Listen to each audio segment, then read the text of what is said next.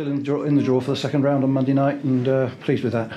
Yeah, I think you've got to be pleased. You know, that's the thing that we spoke about in the dressing room at the end. You know, we're in the draw, second round draw on Monday, 7 o'clock, and that's the main positive out of today. Pleased, and Slough had the chances late on, and you said they were a good team to play against. They had a good game. I thought Slough had chances right throughout the game. I mean, they missed a golden chance in the first half, and they should have scored. You know, Jamie's dropped the ball. Skipper's cleared it off the line, and I thought it was a clear penalty they should have had. I'll say that now. But in between that, we missed 2 great chances as well. You know, Kieran's both in the first 10-15 minutes of the second half. But you know, let's be apparent to the fact that Slough will be kicking themselves because they've given us a chance. And we'd have to play a lot better to have a chance, but they've given us a chance that we shouldn't really have had. Had to make a change just before half-time with Dale Bennett going off. What's the news on Dale?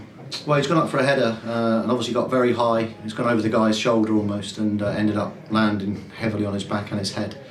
So he's come off, and I don't know the actual situation, but he still looks pretty dazed in the dressing room. And 2 substitutions in the second half, taking off both the strikers. Was that a sign of dissatisfaction with the way it was going up front?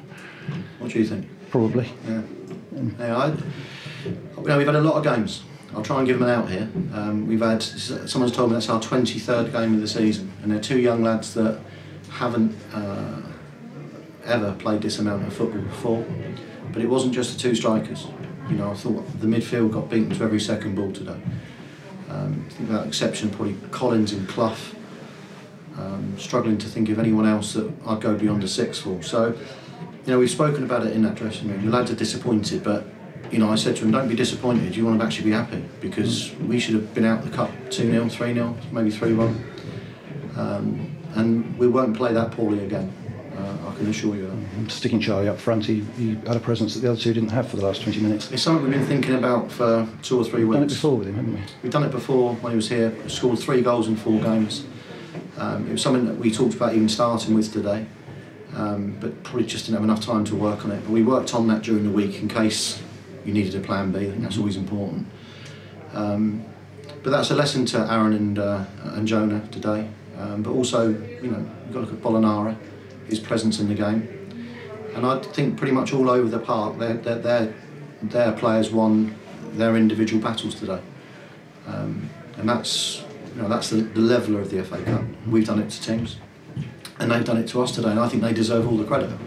But the fact is, they didn't kill us off. You know, when you've got your opponent down in a stranglehold, you should finish him off. And you know, at the minute, we still got a gasp of breath left, and we're good away from home. Yep. You know, that's the other thing. We are good away from home on a surface that we know. There'll be a large travelling support for us there. I thought their support today was phenomenal. They supported their team right the way through, and we'll have that at their place because we've always got a noisy away crowd. So it's going to be another good game. Slough might feel, you know, they've missed a chance there. I would. If I was their manager, I'd feel I'd missed a chance because we won't be that bad again. We can't be that bad again. And it comes 3 days after a trip to Gateshead. Yeah, but that's this league.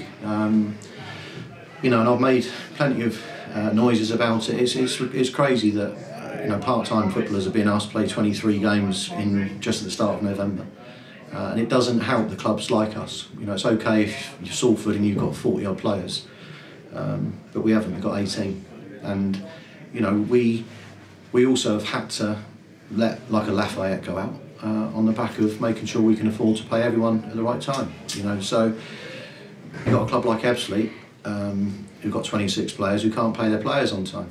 You know, so people question why we do certain things at certain times, but you know, we are what we are, and we're really comfortable with that.